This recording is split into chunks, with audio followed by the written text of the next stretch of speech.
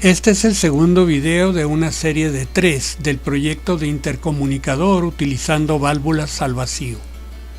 Como introducción veremos en forma esquemática los elementos internos de una válvula al vacío. Las que vamos a utilizar en este proyecto son un triodo, válvula de 3 elementos, y un pentodo, válvula de 5 elementos, utilizado para la salida de potencia que impulsará el altavoz. Por otra parte, estamos utilizando también un par de transformadores idénticos. Uno de ellos eleva el voltaje de entrada antes de aplicarlo a la rejilla del triodo, aprovechando que la rejilla prácticamente no carga en absoluto la señal y por ello no la debilita. El triodo es la primera válvula amplificadora que se inventó. Consta de una ampolleta de vidrio con 3 elementos o electrodos. El triodo que nosotros utilizaremos está identificado como un 6AV6, que en la época de los 50 se utilizó ampliamente como amplificador de audio en los receptores de radio. En este diagrama se identifican sus electrodos por sus nombres más comunes: cátodo, rejilla y placa. El cátodo de cada válvula es calentado por un pequeño filamento, el cual recibe energía de la salida de 6.3 voltios de corriente alterna de la fuente de alimentación. Con eso el cátodo se calienta y comienza a emitir electrones, que se mantienen junto al cátodo en la forma de una nube.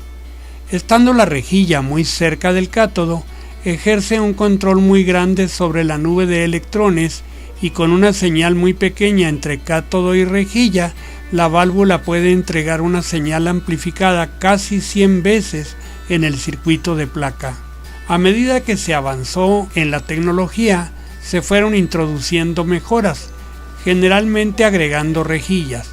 Además de la rejilla de control, una rejilla pantalla ayudó a evitar la interacción no deseada entre la señal de salida y la de entrada. Posteriormente se adicionó la rejilla supresora para evitar la emisión secundaria de electrones por parte de la placa.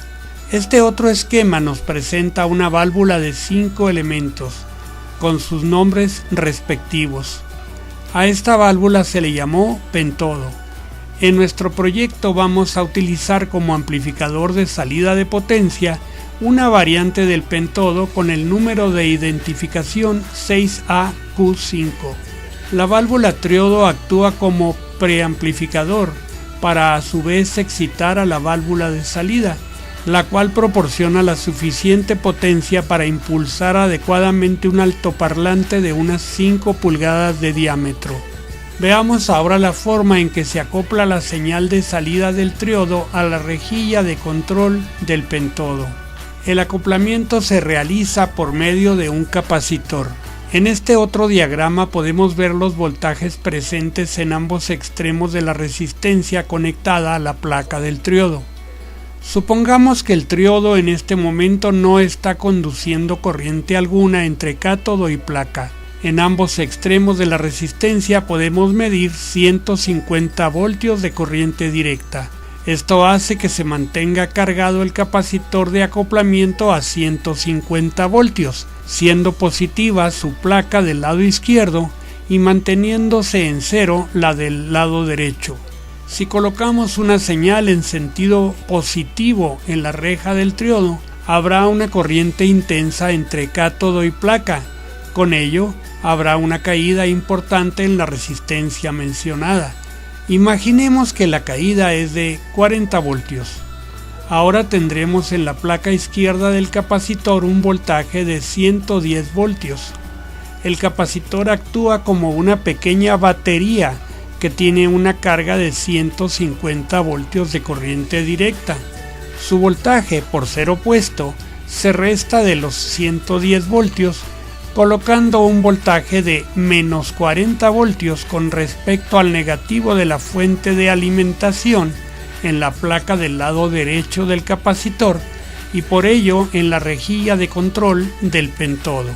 Así, la conducción del triodo se traduce en un voltaje negativo en la rejilla del pentodo. Podemos ver dos efectos en esta operación. Primero, la señal ha sufrido una inversión de fase, al invertirse su polaridad. Segundo, la señal presente en el circuito de salida del triodo ha sido amplificada. A esto se le llama amplificación de voltaje.